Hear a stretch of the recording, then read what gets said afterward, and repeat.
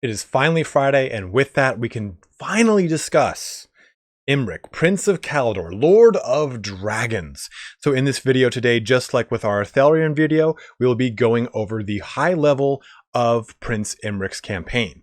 Now, unlike Eltharion's campaign, I'm going to be doing this from the Mortal Empire's perspective, and at the end of the video, we'll swing on over to the Vortex campaign, just so you can see the starting location and everything.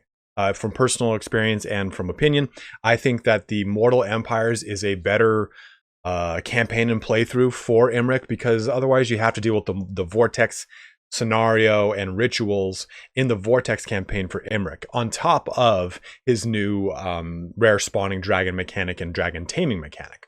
So we're going to go through this again today on a very high level. I'm going to talk about some of the mechanics with Imrik, and at the end of this, we'll summarize: is this the right campaign for you? What is the focus overall of this campaign, and how does it build towards an ultimate final goal? But let's just dive right on here into the Mortal Empires portion for Imrik's campaign. And honestly, just look at that. Look how sweet it starts out here on this all-white horse. Man, he just looks like Big Pimpin' over here. I'm so stoked on Imrik. And I honestly did not think this would be a lord that would be coming to the game.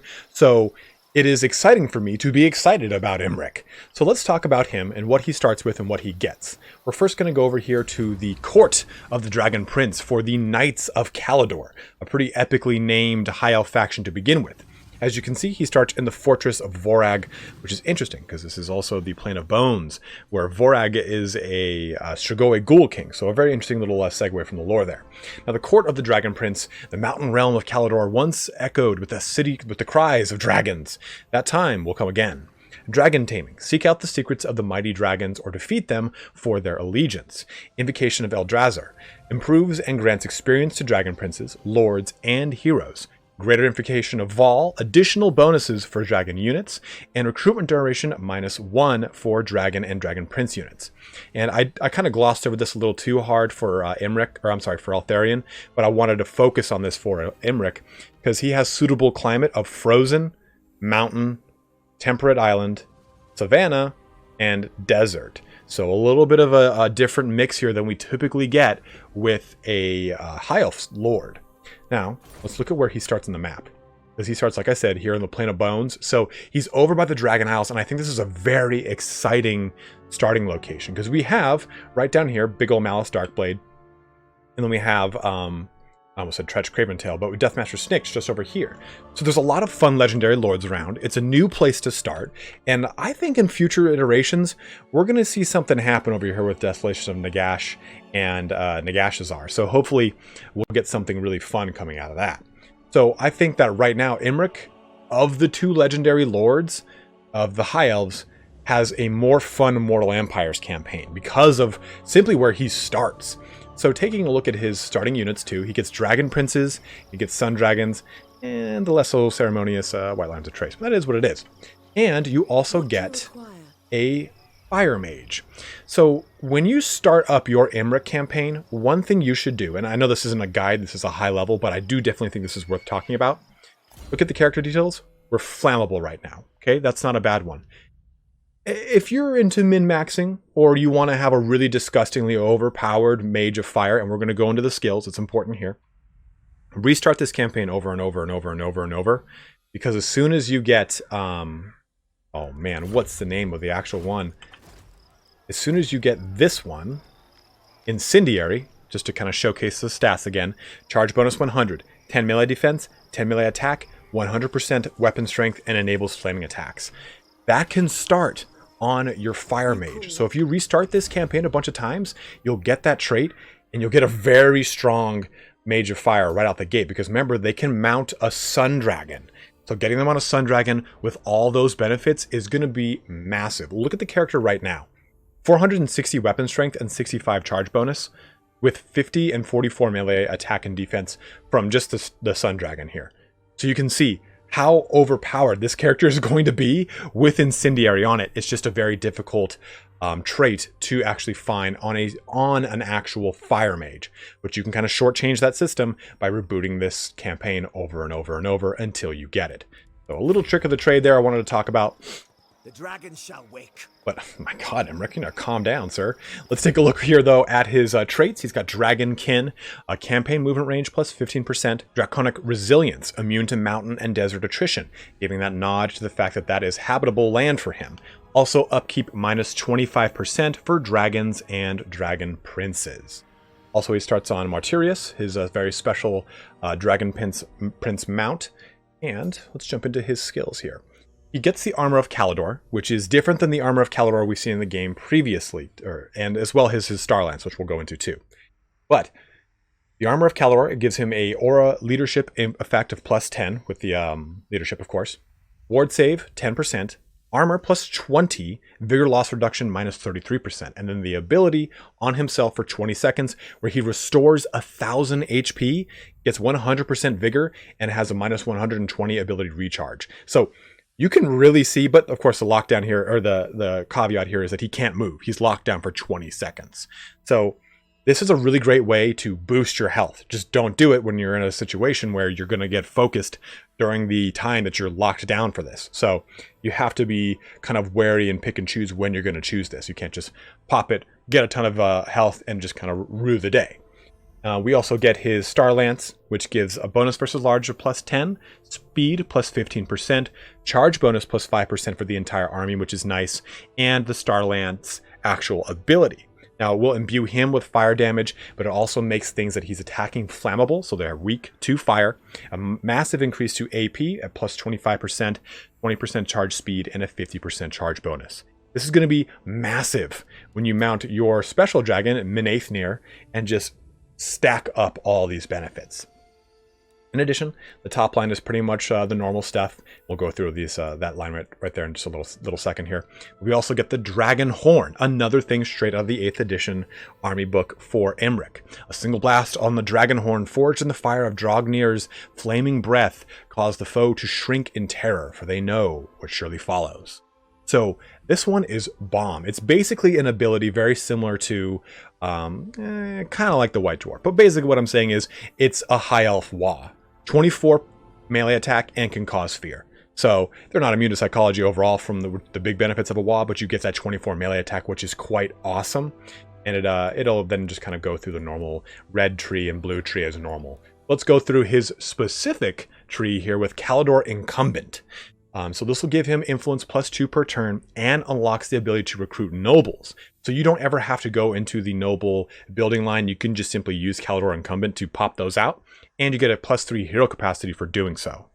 Val's Armament gives you magic resistance of 15% for the Lord's army entirely, and a research rate bonus of 10%, which is actually quite nice, and an armor plus 15. So you can really get a very stocky armor, or a stocky army in a way that not even Eltharion can. Eltharion's bonuses are plus 10 to armor for shielded units, and plus, I think it's either 15 or 20 to armor for when you're on the defense. So Val's Armament is a no-holds-bar, 15 armor, Lord's army, straight across the board. Quite nice. Dragonheart gives you melee attack, fire resistance 35% for all units, and leadership bonuses. Then you're astride the battlefield, plus 15% for all cavalry units, plus 5 or 15 charge bonus for cavalry units, and then a plus 2 rank for that cav as well. And lastly, Ancient Pride, which gives us a vigor loss reduction for Dragon Prince and Dragon units, as well as a physical resistance for the same thing and a melee defense. You can see that this is definitely an army based around dragons and dragon princes, as you would expect for the Prince of Calidor here. Then you get Ashen Field's weakness to fire damage minus 20% for all units, local enemy armies, which is quite nice here. And additional weapon strength of plus 10%. You also can dedicate to Val, as you would expect. Again, you've got the anvil, or you've got Val itself, Val's anvil, in Calidor, so it makes a lot of sense here. Income from industry buildings, upkeep production, and leadership for Dragon Prince units. And then Blazing Lance will attacks cause flammable effect, reducing fire resistance on Calidor himself, not his army or anything, and charge bonus plus 20. Then lastly, Dragon Pact. It's basically bound spell, piercing bolts of burning. So you get a lot of really cool utility and kit items attached to Imrik. He makes for a very fun, very destructive lord in ways that Eltharion isn't. I'd say Eltharion is more focused on single combat, heavy DPS, whereas Imrik is more about doing damage across a wider spectrum, buffing up his units, making it so things are weak to fire so they can do more damage with their fire abilities. Dragon Pack, so it can just rain down piercing bolts. You have a lot of really great abilities at your disposal with Imrik. Now, in addition to this, you also have the dragon encounters, and we'll jump ahead a little bit to showcase that. And the dragon encounters allow you to deal with some of the rare dragons in the game, and there's a number of them. There's a black dragon, there is a moon dragon, a forest dragon, a star dragon, and then I think that there is a unique sun dragon, but I can't remember off the top of my head. But I know for sure you do get a black dragon, a forest dragon, a moon dragon, and a star dragon that are all unique. And they have a bunch of special abilities and a lot of special campaign connotations. So let's jump forward just a little bit to show you one of these encounters. I think they're randomized.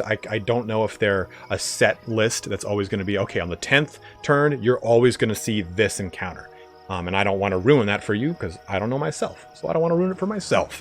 Let's jump forward just a little bit so we can at least show you what these encounters are like. So here we are, moved a little bit forward in the campaign. This is only turn 12. And you can see right up here, that little icon that said 10 before now appears like this. Shakalot the Calamity. Nearby events indicate that that this dragon has recently been roaming the surrounding lands. You've got 19 turns to essentially go to what is a quest battle, more or less. And you click here, you go onto the little disc, and a dilemma pops up. There we go. So you get 4 options. And the one is consult the dragon. This dragon has much to teach us in the ways of war, and it costs you money. And you get Shakalot's intangibility, immune to attrition, and then attribute causes fear. All armies for 10 turns. Knowledge of the ancients. This dragon lends you one of its abilities in return for tribute. You will encounter this dragon again later. Important to note. I offer tribute willingly. Okay, Imrik, you interrupt me, huh? Bargain with the dragon. A dragon's influence is great. Bargaining for its affiliation will benefit our great name. Granting you 70 influence, which is quite nice. A Drake's Accord. Same situation here, gives you some influence, and then you will see him again later. Then, of course, both these cost 2,000. Your last, though, is... A challenge for another time. Oops, I hovered over that one on accident. Challenge the dragon, which causes Ritual of War. Defeating this dragon in battle will earn its service in your army and all other rewards. So all other rewards. The Herald will not be encountered again, but the dragon can be repeatedly brought to battle until defeated. So you have the ability to summon this dragon to battle for you that basically aid your armies and do some damage. And these dragons are beefier dragons than they would be otherwise. They're not normal dragons. They're huge, they're disgustingly hard, and they're awesome. And the last one here is just forbearance. You just say, hey, leave it be, and it goes about its business. Challenging the dragon, though, I'll press this button, you can kind of see, is not the best thing to do in the early portions of the game, depending on the dragon that you encounter. This one is going to reward us with the Blackened Staff, which gives us life leeching as a passive ability, which is kind of cool, and a miscast chance as well as cooldown reduction to spells. You get Shakalot's intangibility, but for 20 turns rather than 10, and then you can summon up Shakalot the Calamity. Then trait gained Breath of the Dragon. So, by defeating him, you get attribute immune to psychology, and a number of uses +1 for all Dragon Breath attacks. All armies. You see that doing these dragon quests, and actually doing the fight itself, has a very awesome, long-lasting effect for you and your armies. Taking a look at the enemy forces, though, don't be fooled. This is in no way what's going to happen. I'll press teleport just so you can see real quick, and we'll jump back to before I did this so I can further explain a couple things before then launching forward into the Vortex campaign. We'll teleport. It'll, again, just like a quest battle, and you can see Wallach von Drac gives us quite a bit, right? This is not just a simple, oh yeah, one-to-one fight. I mean, you get Bloodrack Medusae in here. You get a Verakath, a special edition Hydra. You get Shakalot the Calamity himself. There's his stat line if you wanted to see it. Here's his Blood Frenzy ability, which is essentially very similar to the Frenzy or a Berserk ability for Norska, but with AP and with Vigor. And you also get a Shakalot's Noxious Breath, which does more damage than normal Noxious Breath. He himself is unbreakable, like physical resistance of 20%, missile resistance of 25%, fire resistance of 10, and magic of 70. So Shakalot is not messing around, and you get this little army itself to deal with. So there's a lot that's thrown at you in these little fights. You can't just simply go, oh, well, I'll do this quickly, turn 10, not a big deal. Depending on the dragon you get, this can be a lot harder than it normally is, or easier. Again, I think like the forest dragon is a little bit easier to kind of deal with. But dealing with this is going to be dependent upon your army and where you are in the campaign. That's why when this first one comes up, it's not a bad idea to spend 2,000 money and just get the benefits of it. So you do get I guess a bit of a trade-off. You don't have to fight these fights. You can still get some benefits here. So let's jump back forward, or jump back to the beginning of this little portion. There is one other important portion of this campaign, especially for Mortal Empires, that makes it really awesome, and it's called Return of the Prince. So once you occupy 6 different settlements, you will gain the opportunity to confederate Calidor, and you get money and influence from it. So if you do this, you just immediately gain Calidor over here in this portion of the world, and from there you can actually work on confederating all of Ulthuan while you're doing your thing with Imrik. So I think that's what makes this campaign very fun and very interesting for me, is that you do get a bit of that dual start situation that we've gotten from Malus Darkblade and now with Eltharion, but you get it in a pretty fun thematic way with Imrik, and in a way that actually makes it really strong and powerful for him. Because if you kind of do this right, and you take out the Plane of Bones and you solidify this, and you should see our natural enemies here is Clan Helheim, which is pretty nifty. Here's some dwarfs. So you take this, that's going to be 3 total settlements. And if you take, if you go up here and you take out the Wolflands, you take out Crookback Mountain and Mount Silverspear, that's 5 total. Then you go over here and you take out Karak Azul. Boom, you just got yourself to 7. Or I would actually recommend going over here to Pig Barter and taking out some of this region, because those Skaven get very strong in this campaign. Or you could go down here to Nagashazar, but I think the problem with that is it's uninhabitable, so it's a little bit harder to maintain. So once you pretty much solidify the east of the World's Edge Mountains, you then get a power base back in Ulthuan. So it makes for a very fun, dynamic campaign that allows you to just pretty much conquer the whole eastern portion of the World's Edge Mountains, especially down this area where Krokgar is, where it's always pretty strong to kind of get because there's only one way in and out. And then you get Ulthuan, so you can expand whatever direction you want, west across the mountains, into all the new greenskin mechanic stuff over here, or take Ulthuan and go south here into Lustria, or north over and do a crusade against the Dark Elves. You have a lot of really fun, build your own adventure with Imrik in a pretty cool way that is different from a lot of lords, especially high elf lords. So to conclude this video, let's jump over to the Vortex campaign just to at least show you that part. You can already tell from the Vortex campaign that this is a much different campaign, especially because you're down here at the base, well, the mid portion of the Southlands, with the Shifting Sands here, the Ash River up this location, and with Grand the Paunch. Actually, Grand the Paunch, if you are not playing Eltharion, starts up there, I believe. But there's a lot of stuff around you. You've got the Wood Elves to your south, you've got a lot of Tomb Kings to the north, you've got Vampire Counts over here, you've got Greenskins over here, you've got Skaven down there, you've got Lizardmen there, there's tons of, and Dwarfs right here. You have tons of stuff around you, so it is definitely a harder campaign because you're just pitted amongst a high variety of opponents with very few natural allies. But with Kasabar, you also get this little bitty, the City of Bronze. So this gives you immediate access to Tiranoc chariots, which will help you out, and especially dealing with a lot of the dwarfs you'll be dealing with, the greenskins. Just a nice thing to have right out the gate. But outside of that, everything else for Imrik is the same. Nothing's different. This is just simply the Vortex campaign with the Vortex rituals. And the way they've kind of pitched this is that Imrik is down here trying to aid Teclis and Tyrion's efforts to strengthen the Great Vortex. So hopefully this gave you a better idea of how this campaign is meant to be run. And overall, the question is this campaign for you?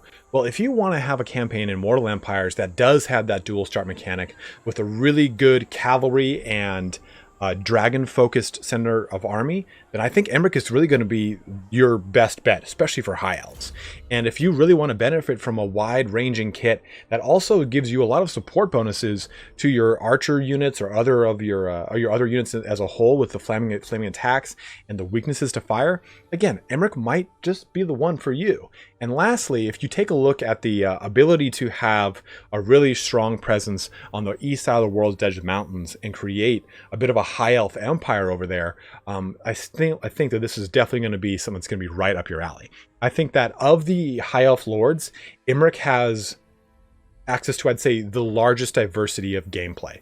Tyrion, Elithanar, even Eltharion and Alariel all really are focused around Ulthuan in a lot of ways. Imrik can go back to Ulthuan if he wants, or has that be a big part of his campaign, but it doesn't necessarily need to be. And I like that a lot about his campaign. It doesn't need to be this Ulthuan focus one. It's very much akin to Teclis's that allows you to range out from Ulthuan without being tied to Ulthuan as a whole. So, if you want a high elf campaign that is not on Ulthuan, is going to be a lot of fun and also a huge challenge with some big fun dragons, then play Imrik. So guys, I hope that this helped you out here in deciding which of the DLC or now FLC lords you want to check out when the Warden and the Paunch lands here in a couple days. If you have not yet purchased the DLC, you can find a link to that at Fanatical in my description. You can go ahead and click that and you'll get a Steam key that you then just redeem on Steam to get the game yourself. You get about a 17% discount and I actually get a 10% commission. So it's an awesome way to support the channel. But as always, guys, thank you so much for watching here today. Don't forget to like, subscribe, all that kind of fun action. But let me know in the comments section below what you think about Imrik. Do you think that he is one of the most, or funnest, I'd say funnest. Do you think he is one of the funnest lords that we've seen added for the High Elves? And I'm a huge Eltharion fan, and I didn't think Imrik would be that way, and I definitely think he is. So again, let me know what you think in the comment section below. As always, though, have a good one, and take care.